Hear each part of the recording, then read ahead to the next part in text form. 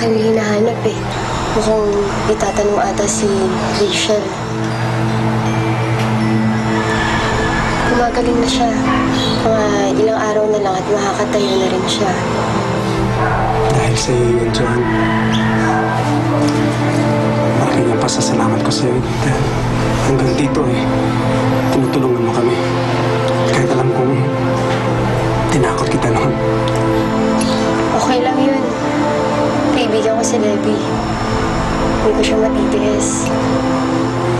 Alam kong may pagtingin ka sa anak ko.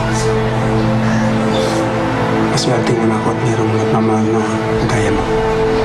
Pero, ito yung manahal naman ang puso niya.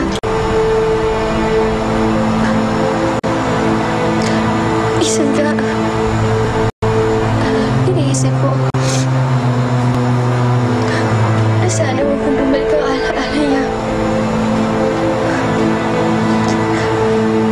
Para ako talagang mahalin niya. At tuluyan niya nakalimutan si Rachel.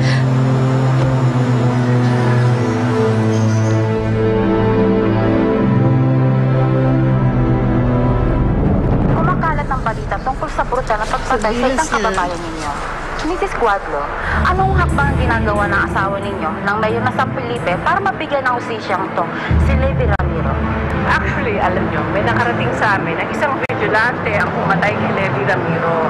In fact, isa itong taga-suporta ng yumaong kapatid ng aking asawa na si Ricardo Cuadlo dahil talagang naniniwala sila na yung Levi na yon ang pumatay kay Ricardo. Kaya ang asawa ko pinapagpatuloy niya ang pag-iimbestigan dito. Ganun po ba, Ma'am Aso? Salamat po, Ma'am. Thank you, Dena.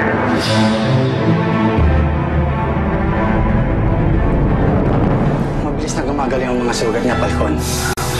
Okay din man palang mag-alaga dito sa bahay niyo.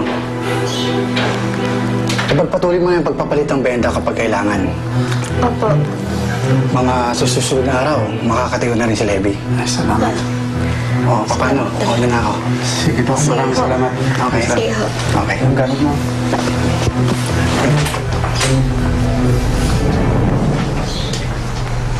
Tay.